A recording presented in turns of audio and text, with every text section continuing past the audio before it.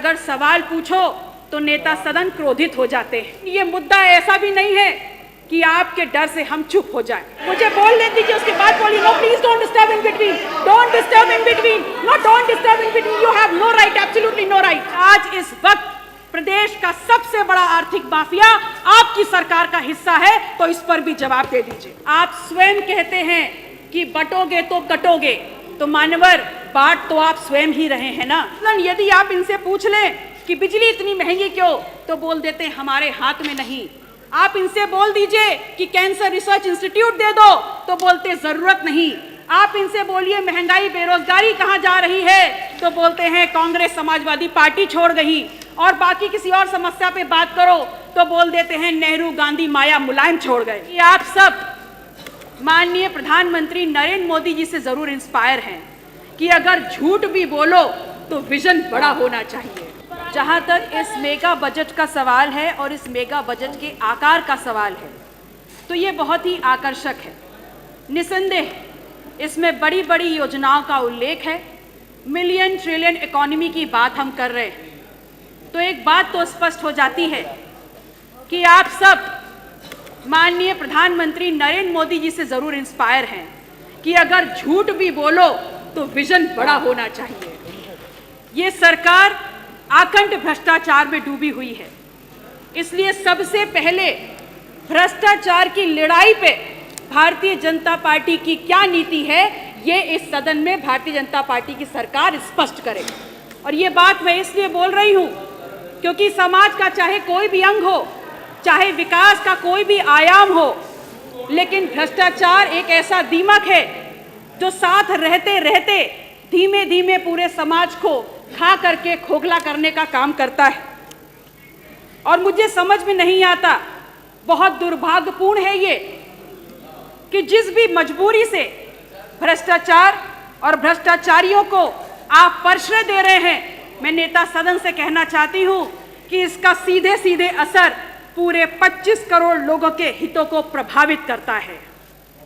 खुलेआम मैंने ये मुद्दा इस सदन में उठाया, तमाम साक्ष्य तमाम प्रपत्रों के साथ। अपराधिक शिक्षा विभाग के कर्मचारी भी चिल्ला चिल्ला कर कह रहे थे, लेकिन आप उस पर कार्रवाई नहीं करेंगे, आप उस पर बात नहीं करेंगे। और अगर सवाल पूछो तो नेता सदन क्रोधित हो जाते हैं। ठीक है, हम अपना दल बहुत छोटा दल है, लेकिन ये मुद्दा ऐसा भी नहीं है कि आपके डर से हम चुप हो जाएं।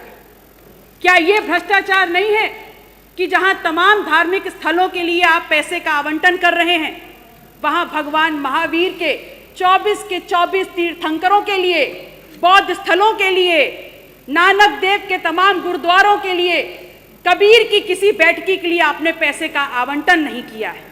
मान्यवर मुझे बोलने दीजिए, उसके बाद बोलिए। No please don't disturb in between, don't disturb in between, no don't disturb in between, you have no right, absolutely no right.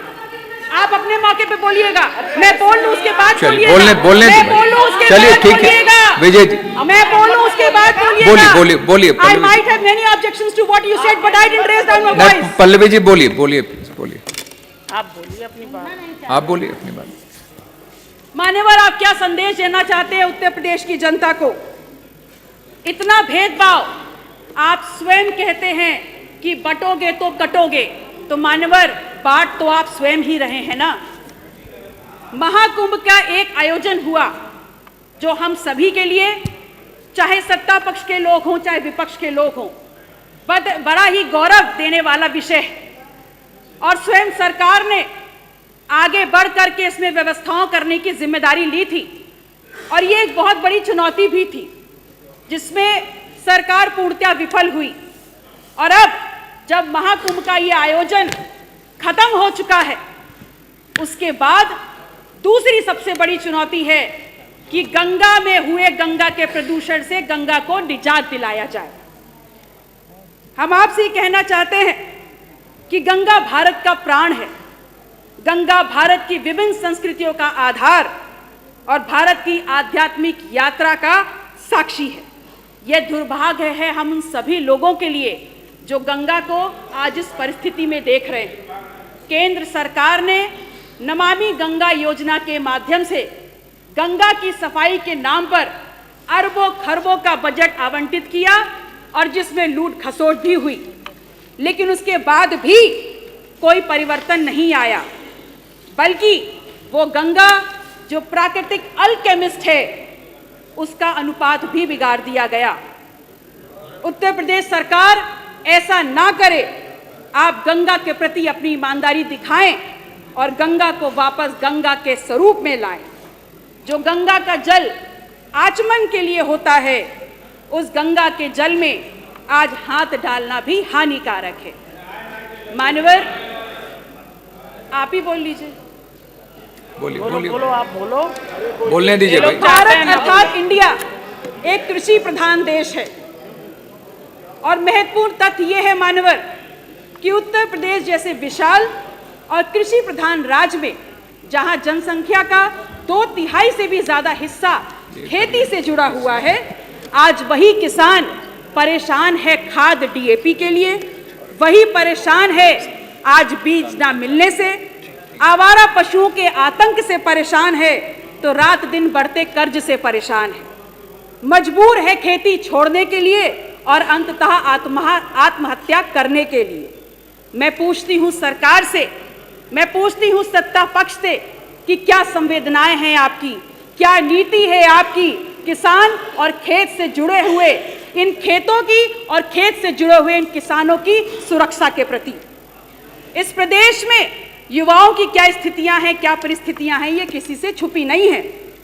हम ये जानते हैं कि 69,000 शिक्षक भर्ती का जो मुद्दा रहा, उसमें संवैधानिक दर्जा प्राप्त आयोग ने भी कहा कि 6800 छात्र छात्राओं के प्रति गलत हुआ है, जिसको आप सिरे से नकार रहे हैं। तो फिर एक बात का जवाब दीजिए कि इको गार्डन में जो 6800 बैठे हैं वो वहां पर क्यों बैठे हैं, इसका जवाब सदन आपसे मांगता है। शिक्षा के प्रति आप कितने गंभीर हैं, ये बात इसी बात से प्रदर्शित हो जाती है कि कैसे आपने लगभग 27,000 परिषदीय स्कूलों पर ताला लगाने का सोच लिया और वहीं दूसरी तरफ प्राइवेट स्कूलों की फीस वृद्धि पर आपका कोई नियंत्रण नहीं है। इस प्रदेश का छात्र हो या इस प्रदेश का युवा हो, बहुत बेहतर तरीके से ये समझ चुका है कि सरकार हमारे मुद्दे पे संवेदनहीन है और उदासीन है, क्योंकि अगर यही मुद्दा गुजराती गैंग से जुड़ा हुआ होता तो पूरी की पूरी सरकार शीर्षासन करने लग गई होती। आप कहते हैं कि विपक्ष ने 1 डिस्ट्रिक्ट 1 माफिया दिया। पल्लवी जी, समय जस्ट 30 सेकेंड सर। मान्यवर, यह बात भी स्वीकार कर ले कि आज इस वक्त प्रदेश का सबसे बड़ा आर्थिक माफिया आपकी सरकार का हिस्सा है, तो इस पर भी जवाब दे दीजिए। जब भी किसी भी समस्या पर बात करो माननीय सरकार, तो सरकार कहती है, मसलन यदि आप इनसे पूछ लें कि बिजली इतनी महंगी क्यों, तो बोल देते हैं हमारे हाथ में नहीं। आप इनसे बोल दीजिए कि कैंसर रिसर्च इंस्टीट्यूट दे दो, तो बोलते जरूरत नहीं। आप इनसे बोलिए महंगाई बेरोजगारी कहां जा रही है, तो बोलते हैं कांग्रेस समाजवादी पार्टी छोड़ गई। और बाकी किसी और समस्या पे बात करो तो बोल देते हैं नेहरू गांधी माया मुलायम छोड़ गए। मैं आपसे कहती हूं, आज कोई ऐसा वर्ग नहीं है, चाहे गरीब हो, चाहे युवा हो, चाहे अन्नदाता हो, चाहे नारी हो, जो सरकार की नीतियों का विरोध ना कर रही हो, लेकिन आप उस पर गंभीरता से विचार नहीं कर रहे। इसलिए विचार नहीं कर रहे क्योंकि सत्ता ही आपका सिद्धांत है। इसलिए अंत में अपनी बात को कहते हुए कि आपसे निवेदन है, फर्जी आंकड़ों की इस लिखित बाजीगरी को आप वापस लें और एक बार फिर से देखिए कि बजट का सही स्वरूप क्या है, क्या मांग है जनता की, क्या चाहती है। अपने क्षेत्र से जुड़े हुए तमाम बिंदुओं को मान्यवर में लिखित रूप से टेबल कर रही हूं और मैं चाहती हूं उन मांगों को भी बजट में समावेश किया जाए। बहुत बहुत आभार। नमो बुद्धाय। जय संविधान, जय अपना दल। धन्यवाद। पूनम शंखवार जी।